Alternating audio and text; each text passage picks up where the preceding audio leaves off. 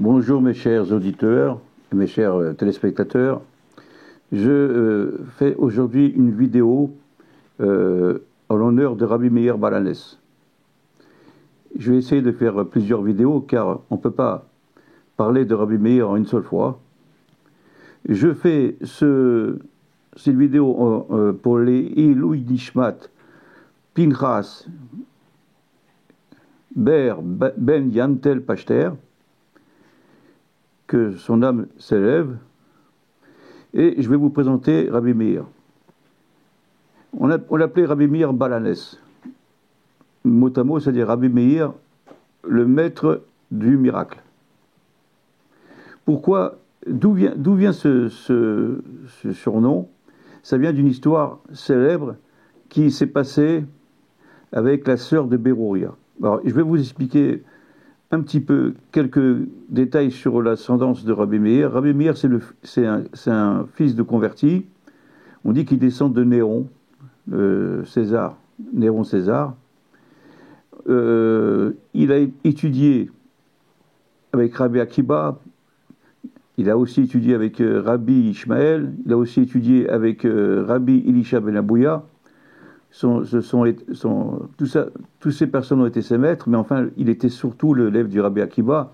Il a dû donc connaître Rabbi Shimon Bar Yochai, qui était aussi l'élève de Rabbi Akiba. Berouria est la fille de Rabbi Hanina ben Tradion, un des 10 Harugé Malchut qui ont été tués par les Romains. Pourquoi? Parce qu'il enseignait la Torah d'une manière publique, et c'était interdit à l'époque. C'était un édit de l'empereur Adrien, d'interdire l'enseignement de la Torah en public, et aussi bien sûr de faire la circoncision. Toutes les choses qui étaient vitales pour le peuple juif ont été interdites par cet empereur cruel. Bon, cet empereur cruel a décidé ça après la révolte énorme de Bar Korba, et qui a été écrasé par les Romains après un certain temps de victoire de la part des Juifs. Et bien sûr, Adrien, vainqueur, a tout fait pour écraser, pour embêter, contraindre le peuple juif à abandonner sa religion. Rabbi Meir avait une femme qui s'appelait Berouria, donc qui était la fille de Rabbi Hanina ben Tradion, qui a été tuée. Sa mère à Berouria a été aussi tuée, mais elle avait une sœur qui n'a pas été tuée et qui était condamnée à être prisonnière dans une maison close, dans une maison de prostituées, qui était gardée par le gouvernement. Et ça se passait à Rome. Rabbi Meir et sa femme habitaient en Eretz Israël, mais leur sœur était à Rome dans une prison. Elle a dit à son mari: s'il te plaît, Meir, je ne peux pas supporter que ma sœur soit dans un endroit pareil, essaye de la délivrer et de la refaire revenir. Rabbi Meir a dit: il pourra réaliser cette chose à condition qu'elle n'a pas fait de péché, qu'elle n'a pas fait d'avéra, de transgression. Et c'est très dur dans un endroit pareil, mais il a dit: c'est la seule manière que je pourrais la sauver. Donc il a pris de l'or et il est parti à Rome. À Rome, bon, il s'est déguisé en romain, pour pas qu'on sache trop qu'il est juif. Mais il était dans la prison, il a rencontré sa belle-sœur. La belle-sœur ne l'a pas reconnue. Et il a dit à sa belle-sœur, il a dit: est-ce que je peux aller avec toi? Elle a dit: je peux pas, j'ai mes règles. Attends. Non, il n'a pas dit attends. Lui, il a dit: je t'attendrai s'il faut.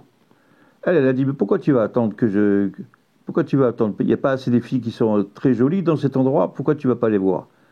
Il a compris, d'après les paroles de sa belle-sœur, qu'elle faisait ça avec toute personne qui voulait aller avec elle. Donc il a dit: je pourrais faire un miracle pour elle.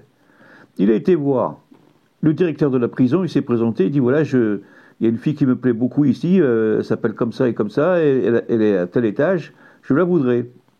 Bon, le chef de la prison, lui, son rôle, c'est de garder les prisonniers, mais il a dit, il a mis sur la table de l'or. Le chef de la prison n'était pas contre, mais il avait peur des retombées, des réactions. Il a dit: si je suis attaqué, si je suis dénoncé, qu'est-ce que je vais faire? Et il a donné encore de l'or. Il dit: avec ça, tu pourras les corrompre aussi.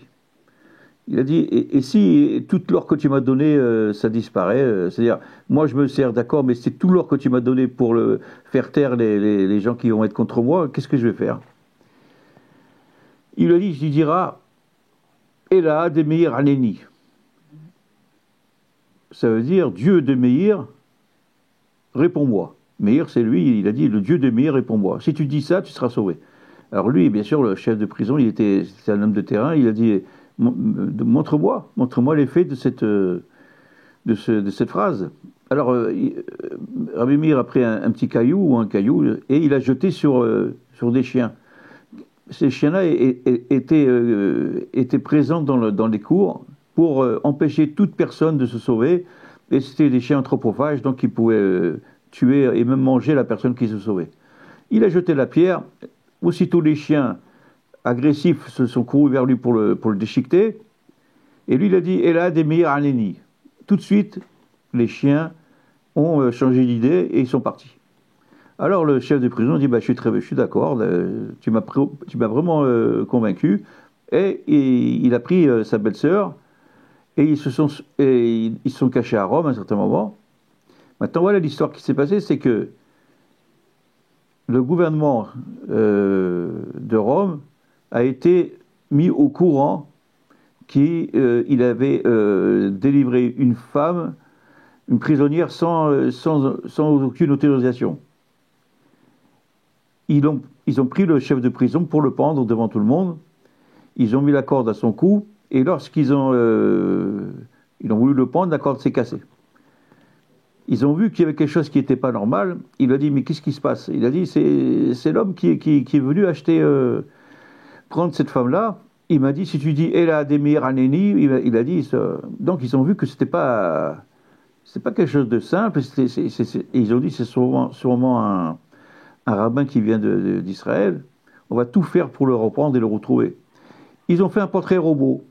Les Romains étaient une nation très policière et ils ont fait un portrait robot pour retrouver Rabbi Meir. Donc ce portrait, ils l'ont mis partout, à la porte de Rome, partout. Et finalement, il y a un jour, quelqu'un a vu Rabbi Meir à Rome et il a reconnu d'après le portrait robot. Il a appelé la police l'ont vu, ils ont couru et Rabbi Meir a couru aussi. Il y a eu l'ange Eliyahu Hanavi qui a pris l'apparence d'une femme prostituée et qui a pris Rabbi Meir dans ses bras. Quand les soldats ont vu cette chose de loin, ils ont dit, ça c'est pas Rabbi Meir il ne va pas avec des prostituées. Une autre interprétation dit qu'il est rentré dans un restaurant pas cachère, parce qu'à Rome c'était pas cachère. Il y avait un repas un bouillon de porc, il a trempé son doigt dans le jus et il a sucé un autre doigt. De loin, ça faisait l'apparence de quelqu'un qui voulait commander quelque chose de pas cachère. Ils ont dit non, c'est pas Rabbi Meir. Dans les deux cas, il dit c'est pas Rabbi Meir. Rabbi Meir ne fait pas des choses comme ça. Rabbi Meir, en sachant qu'il était poursuivi, il a dit c'est mieux que je me cache ou que je m'enfuis. Il a pris sa belle-sœur et il s'est enfui. Il a quitté Rome et il s'est enfui à Babel, en Babylone, jusqu'à que l'histoire se tasse. Ensuite seulement, il est rentré en Israël. Voilà, donc c'est la première fois que je vous raconte l'histoire de Rabbi Meir. Si Dieu veut, je vais faire une série, parce qu'il y a beaucoup de choses à dire sur Rabbi Meir. Mais sachez que Rabbi Meir et Rabbi Shimon font partie des sadikim les plus consultés, les plus respectés et vénérés dans le monde entier, et en particulier aussi en Afrique du Nord. Il y avait beaucoup d'enfants qui s'appelaient Shimon, qui s'appelaient Meir, et Eliyahu Hanavi, quand les parents rêvaient d'Eliyahu Hanavi. Donc c'est bien que vous connaissez l'histoire et tout ce qu'a fait ce grand tzaddik. Je vous souhaite une très bonne journée et à la prochaine fois et à bientôt.